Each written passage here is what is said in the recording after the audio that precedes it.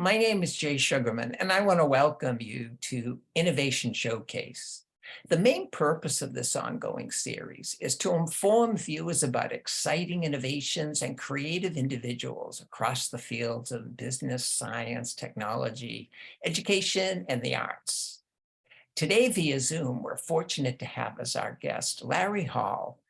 Larry is the Vice President for Special Projects and Historical Affairs for the Indianapolis Colts, as well as serving as the chairman of the Jim Irsay Collection, which is a traveling museum of iconic artifacts from rock music, American history, and pop culture, assembled by Indianapolis owner and CEO Jim Irsay. This remarkable collection will be in Boston for one night only, July 15th from 6 to 11 p.m. at TD Garden.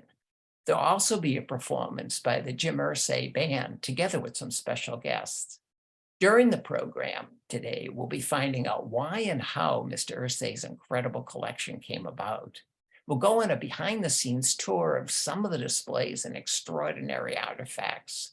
We'll hear more about the musical performance and how you and those of you watching can obtain free admission. In addition, we'll also learn about Kicking the Stigma, the Irsay family and Colts mental health initiative, which is committed to raising the awareness and improving the treatment of mental health disorders. Let's start by meeting Larry and then finding out all about the Jim Irsay collection. Welcome, Larry. So delighted you're able to be here. Thank you so much for having me. You know, it was very exciting to find out first about the Jim Irsay collection, his band as well, and then it was actually will be at TD Garden on July 15th. Looking forward to that.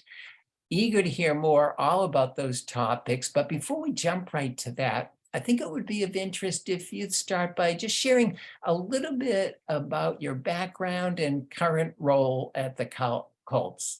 Thanks so much for asking, Jay. I really appreciate you having me on today. I actually was born and raised in Cincinnati, Ohio, proudly from the West Side. Fell in love with football as a 5-year-old boy, and I actually was a Vikings fan at the time. The Bengals didn't even exist. I'm older than they are. They started in '68. I was born in 1960. And I still recall when the Chiefs beat the Vikings in the Super Bowl, and I cried. But I've loved football my whole life. Didn't play beyond high school, but absolutely loved that too. And over the course of time, one of our neighbors actually was the postal carrier for the Cincinnati Reds and Bengals in the surrounding area. And he was an entrepreneur on the side when he wasn't doing that. So we would have kids in the neighborhood, me being one of them, park cars for Reds and Bengals games. So I got to park cars during, certainly Bengal games, but also the Reds' Big Red Machine years when they used to go battle the Red Sox, obviously in the famous World Series. And, what great memories for me. Did that part-time all through high school, and then a little bit of college, and then worked part-time for the Bengals. And upon graduation from the University of Cincinnati, became the assistant ticket manager for the Bengals. A year and a half later, the Colts moved from Baltimore to Indy, and I was asked to interview for the lead ticket role. And as a 24-year-old, I was blessed to be given that big responsibility and opportunity, right, to run the ticketing program for the Colts. And I did that for 35 years and saw everything from 1 and 13 to us raising the trophy. So it's been a wonderful experience. And then Mr. Irsay asked me to kind of look after the Colts historical affairs and then, help him with his collection. He started this collection over 20 years ago. The first major purchase was the On the Road Scroll by Jack Kerouac. And he's, of course, a Massachusetts native from Lowell. Yeah. And that famous book was actually crafted, for those that don't know, over the course of several months, and a part of his literally travels across America. He typed them out on sheets back before computers, right, when we had typewriters, and taped the sheets together. Now it's this beautiful 119 feet long scroll of the book. It's kind of a coming of age story. It's certainly the foundational piece for the Beat generation, and really kind of challenged how people lived post World War II. And, written in the early 50s, wasn't published nothing till the late 50s. But that was really the first major artifact that kicked it off. Before we hear much more and see a number of them, would you please start by just sharing, for those maybe not as familiar, a little bit about Mr. Irsay in general, his background, and what he's involved with now, please? Absolutely happy to do it. He's a wonderful man. I love him for a lot of reasons. He was born and raised in Chicago. His father had a heating and air conditioning business that he started very, very small, built it up over time in a residential environment, and then commercially that grew and eventually became very, very profitable and large. And he was able to acquire the Colts back in 1972. That's an interesting story because he didn't really acquire the Colts first. He acquired the Rams and they exchanged franchises. I don't know of another time in sport where that's happened. No one's ever heard about the Knicks and the Lakers being exchanged, but that was Jim Irsay's father, Bob Irsay's way into the National Football League. And that happened here again back in 1972. So the Irsay family has been involved in the NFL for over 50 years. And Jim specifically here again, we're only 11 months apart in age, and I love him for a lot of reasons. He shares his resources, very charitable, here in Indiana, but across the country, including in Boston. And they've got a number of initiatives that the family started from a charitable organization standpoint. And, I'm lucky enough to be close enough to it that I see and hear the things that get acknowledged publicly, but he does a lot behind the scenes that people don't know about. And one of the things I love most about him is that he's willing to put himself out there. He's talked about his own challenges with addiction, his own mental health challenges, and he and his family with Kaylin Irsay Jackson on point have created Kicking the Stigma. We can get into that a little bit more later, but he's owned the Colts, his family has, since 1972. And when his father passed, ownership went to Jim. He loves rock and roll, pop culture, and American history, and that's a little bit more about him. Terrific, terrific. Well, a little bit about how and why the collection came about, his inspiration, and what his maybe overall mission is with having it. So thank you for asking that. He loves, here again, American history, pop culture, and rock and roll. He loves music. He's inspired by the artists and the artifacts and the moments in time that have occurred in our history. And he wants to share those with other people. He doesn't acquire the things to keep them to himself.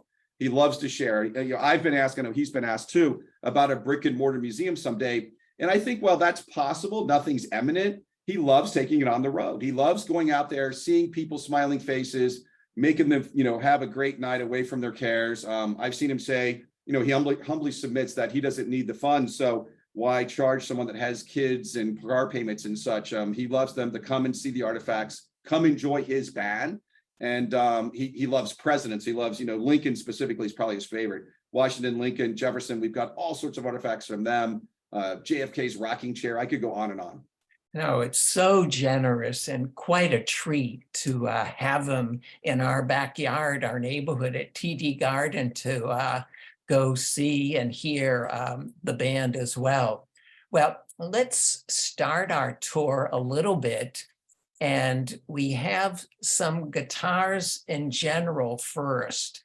Before we talk about some specifically, could you give us a sense of the scope of the guitar collection that we have here? Gladly. So I think we're up over 220, about 221 guitars now in the collection. Many of them are famously owned and famously played. Several others are very vintage from very specific eras, whether they be electric or going back to, and guitar folks. And I've learned a lot in my 5 or 6 years here. I'm not a guitar expert. We have someone that's specifically assigned to that role to look after those, Mark Johnson, my dear friend. And we've got a lot of acoustics that go back to pre-war Martins. And for most folks, they think pre-war Martin, that's pre-World War II. We actually have a pre-Civil War Martin, wow, which is incredible, right? It's a smaller parlor guitar that was created by C.F. Martin Company in Pennsylvania. But the guitar collection has a great deal of breadth and depth. And what I mean by that is everything from something as old as 1850s and all the way up to, recent times, more recent guitars. It's a wonderful collection of iconic pieces that there's something for everyone that I've come across. Well, we have a few to hear. Just a little bit more background about this one in front of us is David Gilmour's. A few words about him and the guitar. So David Gilmour from Pink Floyd, all these iconic riffs over many, many years. He tinkered with this guitar a great deal to get it sound just the way he wanted it to be. And then after many, many years of owning it, he decided that why not donate it to a charitable cause? So he had an auction at Christie's Auction House in New York, and they did a great job of promoting it. Took all the 127 lots to London, to LA, and then finally back to New York. It was a wonderful experience in person. back in 2019. This was the last of the 127 items after a 9-hour day. And I'm on the phone with Mr. Irsay bidding. And finally, when we got it, it was just, the room erupted. It was a wonderful moment. But the guitar specifically, has created so many great sounds over the course of a great career by both David Gilmour and Pink Floyd. And another iconic guitar, iconic musician, Kurt Cobain's guitar here. Yes, Kurt Cobain, unfortunately, obviously passed at a very early age, 27, I believe. And, mental health was a part of that, certainly. So it resonates back with Mr. Irsay and giving care and some help to folks that need it. But this guitar really changed the way, it was a seismic shift in the way people thought about music, what they ate, how they dressed, how they lived their lives, really sort of a carefree attitude. And while he didn't invent grunge, I like to think that Kurt Cobain really popularized it. And the Smells Like Teen Spirit video that this was used on, most people that were into Kurt or the group or grunge music, that's sort of an ultimate viewing for anyone from that era. And it was a great piece to acquire at Julian's auctions just recently. Well, I know many visitors are drawn to this guitar from Jerry Garcia. What a beautiful guitar. Honestly, to be candid, I'm not a huge Grateful Dead fan. I enjoy them. I like them. But if you said, Larry, pick the most beautiful guitar in all the collection, this is it. It took Doug Irwin 6 years to make this guitar. Wow. It's got beautiful pearl inlaid on the front and the back. It's a wonderful piece. It's sort of that alembic style, almost like an alembic bass with the points on it. And Jerry used this guitar at Soldier Field for the last concert he ever performed live in front of an audience. Fabulous. I know another item we have in the music family relates to Elton John. What do we have here that is an incredible opportunity to see? Well, Jay, I love all the artifacts. I truly do. I mean that. But this Elton John piano is one of a kind. It's one of one. He used it for 20 years, over 1,100 times in concert. Think about that, 1,100 times over 20 years. Still had time to lend it to Freddie Mercury of Queen for a year when they toured. It went from lacquer black to lacquer white, and Paul McCartney played it at Live Aid, Let It Be, in front of 1.9 billion people on TV. Actually, the last time that John Lennon was alive on stage was with Elton John in New York City and this piano. So I like to think this piano is sort of like the Forrest Gump of pianos. It's been all these famous events, and it's just so iconic. It's one of my favorites for sure. Terrific. Well, we're gonna move on to another area that you have lots of artifacts, and that's sports. And look here with Muhammad Ali, incredible display. And what are some of the items visitors can look forward to enjoying? So one of the oldest artifacts from Muhammad Ali that we have is the weigh-in walkout robe, that white robe with the back iconic name across it. It's the first time he came out with after his name changed. So pretty significant, right? It's a very simple terry cloth. It's not elaborate or anything. Now they're a lot thicker and so on. But the history that's connected to that robe is truly significant, knowing that it's the first time he'd come out with it after his name change. And then I also saw in that shot the shoes from the Thrilla in Manila, which was an incredible fight, obviously, against Frazier. And down goes Frazier is the famous line that everybody that had watched that or heard about it later knows. And it's interesting to see the technology, how it's changed over time. Those shoes are very basic, just a very flat bottom. Didn't look like they had a lot of grip on the bottoms or anything, obviously laced all the way up. But inside his cornermen wrote Mo Speed with like 3 E's. Like that was the emphasis that he wrote into the tongues, right? So a really cool piece and emblematic of the Thrilla in Manila. Wow, and it was a belt that actually was awarded to Muhammad Ali for the Rumble in the Jungle. And that particular piece was actually awarded to him, I believe it was 2 years after the fight. So early on, the boxing commissions didn't do this business of the large belts, but this was one of the first ones and hugely significant in that, Ali is then, I believe, an underdog, beat the then world champion, George Foreman. And George took that very hard, I know. And I tie back to football. Jim Brown, was someone who tried to console George Foreman after that loss. It was a very iconic fight. Interesting. Well, going back to music venue, right up there as far as recognition with Ali, the Beatles. I mean, just can't get bigger than the items that you have here in the collection. Some things to look forward to with the Beatles in mind. This is a must see. There's no question. When I started in the role, one of the appraisers told me the fewer words you can use to have someone do a jaw drop, the better. And so now, if I may, Beatles drumhead, Ed Sullivan Show. Wow. Right? I mean, enough said, right? I mean, that's such an iconic, not just rock and roll moment, but really that blends into American history, not in a traditional colonial sense, right? But certainly was a huge part of our history. I know Kenny Aronoff that plays in a Jim Irsay Band and has been with Mellencamp and Fogerty and a number of the people, hundreds really in studio. He's done the Kennedy honors, and unless I'm mistaken, he's a Massachusetts native.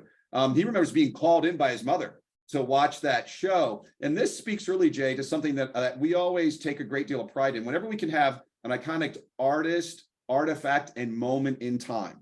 So those three things coming together makes something extremely special. That drum head that you see there at the front, that's the drum head from the Sullivan Show. Now, actually behind that is a completely separate acquisition. Those are a set of drums that were used over 200 times in studio and 100 times on stage by Ringo. So they're really two different sets, and both are that Ludwig black oyster pearl pattern. So iconic. Wow.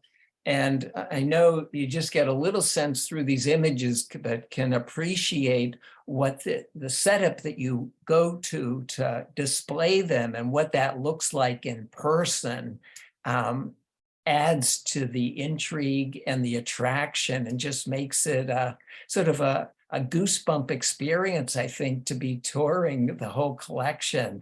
A few more things with the Beatles. Absolutely. So the Beatles drums are very, very iconic. We also have John Lennon's piano that was in two different homes that he owned, Tittenhurst Park in Kenwood, and brilliant red and black. This predates man's use of electricity. That's how far back it goes. Wow. You know, John Broadwood and Sons out of London made pianos many, many decades ago, well, century ago plus. They actually used to supply pianos to Mozart and the King of England, not the current King of England, right? The King many, many years ago. But this was used to write most of the songs from Sgt. Pepper's, that famous album. And it's just a beautiful piece, straight back to, John Lennon and two homes that he had the piano in. Terrific. Back to sports field. Here we see the saddle of Secretariat the year that he won the Triple Crown. Incredible. It's an amazing piece. Ron Turcotte, a Canadian country gentleman. I had the pleasure of meeting him. He's a wonderful man. Actually, this was used for hundreds of races. It was his personal saddle. He wore it the year before he won the Triple Crown on Riva Ridge. He won the Derby and the Belmont, didn't win the Preakness. And then the following year, 1973, won all three races. And the Belmont is iconic in and of itself because he won by 31 lengths. There's a famous photo of him that you can see there where he's looking over his shoulder to see where is everyone, right? I'm told that horse people in the day, when he ran that race, as soon as he cleared the field and the bigger the gap became, they thought, oh my gosh, he's going to kill the horse. And in talking to him, he said, look, once we cleared the field, I just let him go. And wow. It gives me chills to think about it because I believe that Secretariat and Muhammad Ali are the only two entities that were on the cover of Time, Newsweek, and Sports Illustrated in the same week. So really, really special piece. Just acquired that late last year. Got to meet Ron Turcotte, the jockey that rode Secretariat. Wonderful man. You mentioned earlier there are a number of items and artifacts relating to American history. Which one do we see here? This particular one is actually a William Stone copy of the Declaration. So the founding fathers recognized that the original Declaration copy was fading. What are we going to do to try to preserve that? They commissioned William Stone to make an exact replica on a huge copper plate. It took the man 3 years to engrave it backwards. He then took this copper plate, pressed it onto vellum, like veal skin. 200 copies were made. 48 are known to exist, 11 in private hands, and you're looking at one that is in the Jim Irsay collection. Wow. And then most notable, President John F. Kennedy, local Bostonian roots. What items related to President Kennedy are in the collection? So to the right, you'll see a hat that was going to be gifted to him by the governor of Texas. Unfortunately, he didn't get to do that because that fundraiser where that exchange of the hat was going to happen was the day that President Kennedy was assassinated. This was acquired directly from the family, that held on to it, but obviously just a very somber artifact and remembrance of a time that is now passed, obviously many, many years. On the left is a rocking chair that was designed by Lawrence Arata. 12 of them were made. 3 were actually used in the White House. We believe ours is the only one that has the original fabric on it. These chairs were critical to the president's relief from back pain he suffered from serving in World War II. So a beautiful piece, and not just a piece of furniture in the White House, but actually critical in my mind to the presidency and his relief of the pain. What's some of the reaction and feedback you either get or observe from visitors when they tour the collection? Thank you for asking. I love this part of it. Thanks for this question. I see people with their eyes wide open. I see jaw drops. I've seen literally tears. In San Francisco, Jerry Garcia's guitar, there was a guy that dropped to his knees literally over that. There's so many people that are surprised and excited and inspired, and you use the word goosebump. There's so many cool things that come out of it. An artifact I'd like to touch on real quickly that really emanates a lot of expression. Mr. Irsay has the original working manuscript to the AA Big Book, the foundational piece for the 12-step program. And people will obviously, they break down and cry sometimes for that. I think every family has some connectivity to this piece. I know mine does. I've talked to my sister about her challenges, and she's fine with me sharing a part of her story. So how much that book has helped her. But Mr. Irsay, when we acquired it, that was actually the first time I was his proxy at auction. And he says, Larry, I don't care what it costs. If it helps one person, it'll be worth every penny. And I'll never forget him saying that. That book can be seen here in the northeast side of Indianapolis. Check ahead of time. Suburban North Club is a recovery center, and we have a high-end museum quality case there. We take custodial care very seriously with all the artifacts, but the folks there, they welcome people in, not nonstop. Obviously, you've got to check the website, make sure they're going to be open, but they're very generous with their time, and that way it can be in front of folks that are in the recovery programs. And it goes beyond AA, right? I mean, it's really that 12-step program is the foundational piece for about any recovery program that I'm aware of. It transcends artifacts. It's an incredible piece. You know, we've just touched the surface of what's going to be on display, but in addition to the collection, people on July 15th can be treated to musical performance by the Jim Irsay Band. A few words about them and perhaps some guests who will be joining them. So a wonderful, I'll probably forget names, but there are rock and roll Hall of Famers in the band, like Mike Mills from REM. I mentioned Kenny Aronoff, a Massachusetts native son. Mike Wanchek plays with Mellencamp. So does Mike Ramos, the keyboard player. Carmela does the violin, fiddle. There's just a host of people. Kenny Wayne Shepherd is an unbelievable guitarist. He's been to, I think, every show we've done. And then there's special guests that, besides Mr. Irsay, does a few songs with them, which he loves to do. There are other special guests that come in. We've had Billy Gibbons and a number of other people go. Ann Wilson from Heart. In Boston specifically, I'm told Vince Gill. Wow. And then the lead singer from REO Speedwagon, Kevin Cronin, will be there as well. So a wide array of people. Stephen Stills has played with the band before. You never know when he might pop in. It's just amazing the talent that has been assembled for the regular Jim Irsay All-Star Band. And then the special guests just add to it even more. It's really exciting to see them perform. How can viewers and others go about getting admission to the July 15th extravaganza? We try to make it as simple as possible. JimIrsayCollection.com. It's a landing page, and then you can go there and get your tickets through that site. While it's a free event, we do want people to have a ticket so we know how many people are coming, that sort of thing. And we'd love to see anyone who has an affinity for rock and roll, American history, or pop culture, right, or live music, come and see it. I often get asked, what's the catch? There's no catch. Mr. Irsay does this at his expense. he wants to share these great artifacts and the music and the inspiration from them with other people. So come and see it. I highly recommend it. We've been already to Nashville, DC, Austin, LA, San Fran, Chicago, Indy, and we have plans to do even more. At some point, he's even talking about taking it across the pond and maybe doing something in 2025 in Europe. But right now we're coming to Boston on July 15th. So if you don't have a ticket, I recommend you get one. Definitely. No, I have mine for sure. In the couple of minutes we have left, maybe highlight a couple of either exhibits or other artifacts that stand out to you as favorites or for visitors that you've observed over time. Sure. Well, definitely the Elton John piano, Beatles drums, and then always the guitar wall. We started with 10 and I said, you know what, 10, 20 would be better. 30 would be better. And finally, it's like, we only have so much room to get it there. And we want to make sure we're doing our absolute best. Here again, custodial care means everything to us. I remind my team all the time, artifact first, guitar second, artifact first, letter second. So, and they're great. They really are awesome people. But I think we haven't talked at all about Rocky's handwritten script, right? Sylvester Stallone's handwritten script for Rocky. That to me is so iconic.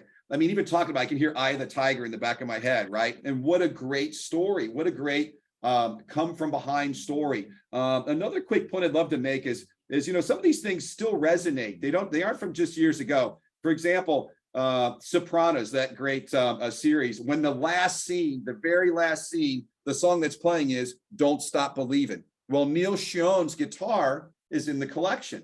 Pretty cool, right? And that's a wonderful song composed and performed by Neil on the guitar that we have in the collection. Another one, Breaking Bad, right? It was a great series. At the very, very end, I'm not spoiler alert here, but there's a guitar that was the SG that George Harrison owned and played Paperback Writer and Hey Bulldog and other songs. He gifted that to Pete Ham of Badfinger. They composed a song called Baby Blue.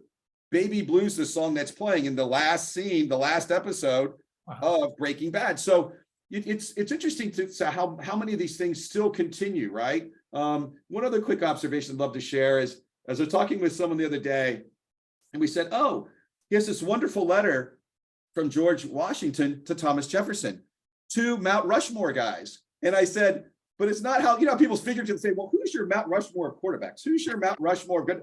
No, these guys are literally, these are the guys. They are on Mount Rushmore. And we both laughed at it. And then you step back from it and say, well, how is that possible that he has all these cool things? And it's been, his passion, obviously. I've done my part to help him as much as possible to look for acquisitions. We're very active in that space. He's very public with it. Provenance is everything. We've got to be able to prove that it is what the people say it is.